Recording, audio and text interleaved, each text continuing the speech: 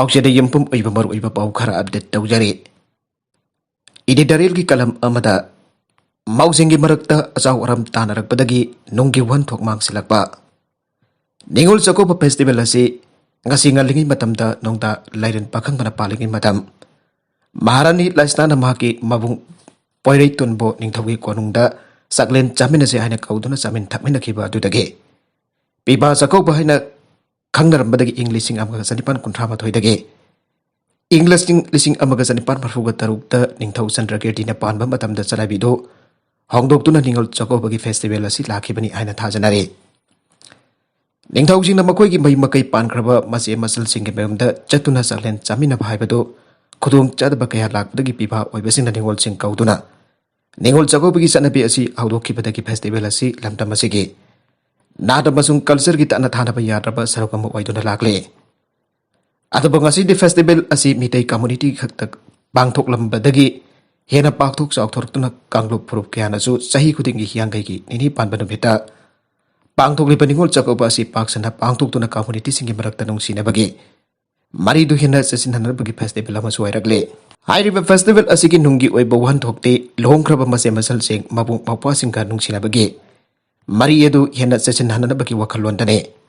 ado balabak thibadi mai makai pandana jumnak sangai ongrabi mausingi marakta asaw garam tanarak badagi ningol chakoba bagi nungi oiba wan thogatu nongono bagi mang tharagle Mai makai pan krabuningul sina babung bapa amasung mama mapa singka harau harau na ariba khara chamin thakmin aduna nung sina bagi maria tu hiana sesinan bagi mahutta takina gi festival amu wena lakhiba asina laida laira imung kya gi mai makai pan kraba ningul singi wena di yamna thamoi sokningai oire nagala maromda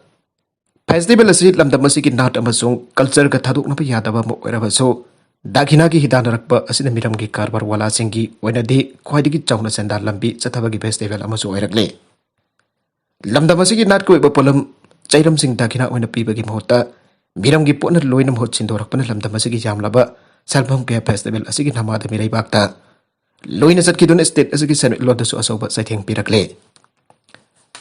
festival asigi makul hengadan bhaibasi dakina ki hidana bagi mohota mai magai pangraba Masih masal sing mabung mapa wariba singka ari leita khara chamin thakminaba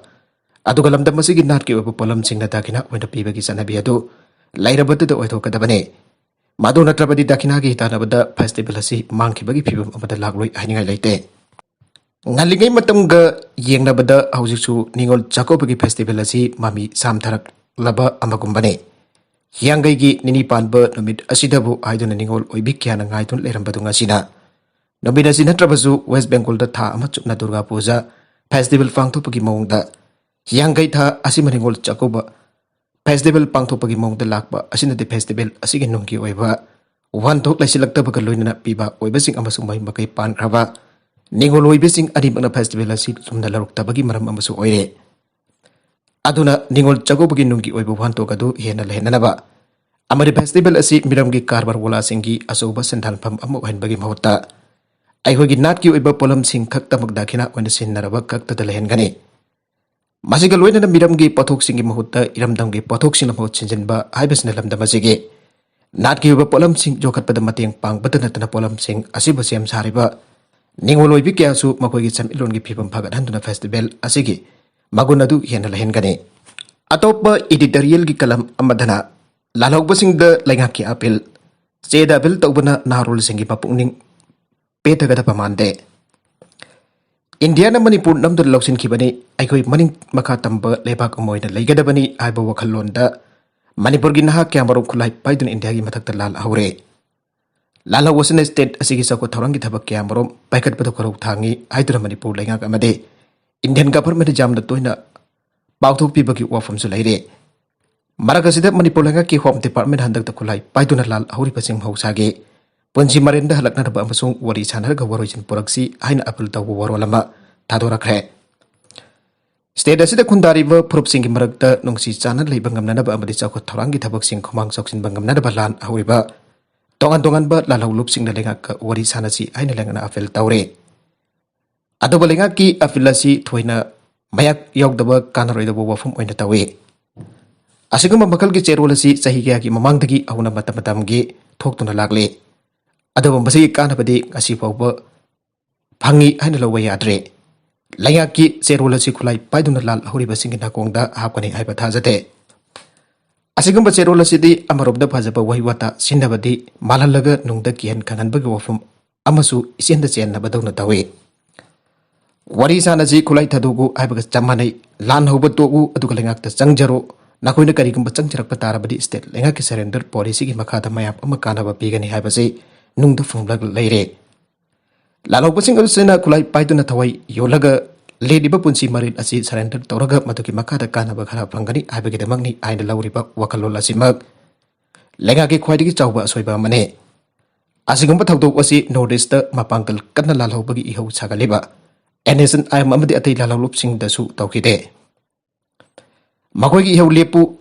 haide khulai thadugu nongmata pande. Madugi sarukpodi surrender haibadugi wafam pandana ningtina faminaraga.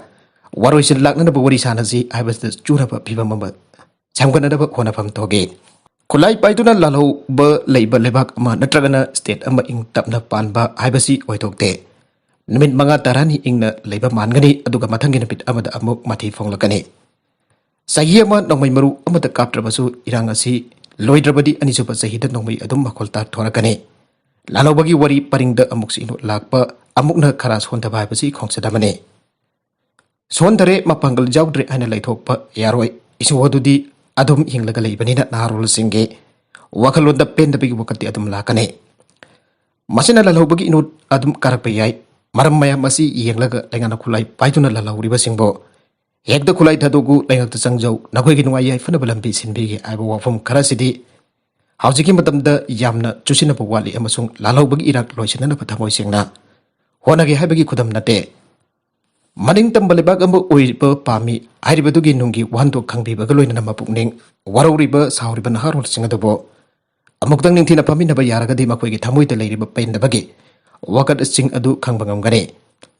Asomna makoigi wakat sing adu karino haiba khangbangamlagadi wathogasi kamdongna wakai nagadagi haibagi lakla langjinsu thiba phangane. Maramaduna wari chanaba jananabagi damakta seda khakta afel tauba madusu kihan khanganba wafum jawba aduga mina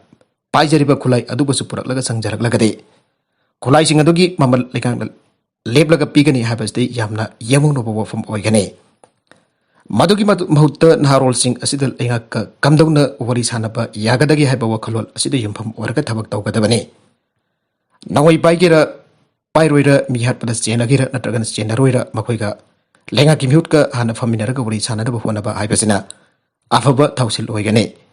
Masima India government NSN ayamda sanging tawgrabane. Hariba sanging sing adugi matungina aikoigi naharol sing asesu wari sanabagi atmosphere amada puraknaba pillar ta thagadabane.